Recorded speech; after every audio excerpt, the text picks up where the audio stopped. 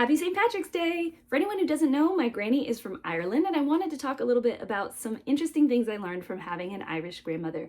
My grandma, like I said, was from Ireland. My granddad was from England. My mom was born in England. So growing up in that household, I got a lot of information about Celtic stuff. St. Patrick, that is not a stereotype. My granny was really into St. Patty. Every bird she had, no matter if it died, too bad. It's the new Patty.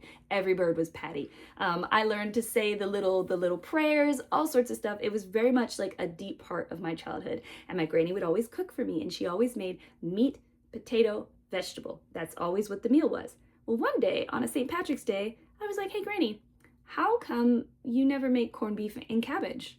You know, all the other Irish American kids are talking about it, and I've never had it. And she looked at me, she was confused for a bit, and then she finally figured it out. She's like, oh, we don't make that. I go to Ireland eventually multiple times, and I only ever see corned beef and cabbage listed at tourist restaurants. What's going on here? Why don't Irish people, like, where did that come from? Okay, so I did some research, so you don't have to. Turns out, Ireland, though a huge exporter of beef, was priced out of buying beef by England. If you don't know the history, go look up what England did to Ireland. It was pretty awful. They specifically did everything they could to disenfranchise Irish people. And that's part of why everything went the way it went, including the potato famine. Because I asked my grandma about that too. I said, Granny, how come y'all just didn't eat something else? And she was like, what? I was like, why didn't y'all eat corn when you couldn't have the potatoes?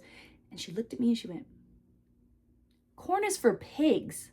That's when I realized, you know what? She never did serve me corn. So I think that was actually not a joke. But anyway, sorry. So disenfranchised them, and they could not afford the beef. So it was corned pork and cabbage. Irish people ate pork and cabbage. They did not eat beef because they could not afford beef. So now the immigrants come to America. They're often in places near the Jewish immigrants as well. And lo and behold, there were cheap cuts of beef that they could afford to buy. Now imagine, Sarah loves lobster. If Sarah went somewhere where lobster was cheap and plentiful, I would also make lobster the national dish of Sarah, for sure. So came over, beef is easy to get, so now they made it corned beef and cabbage. And so that is why Irish Americans have corned beef and cabbage, but Irish folks don't really make it.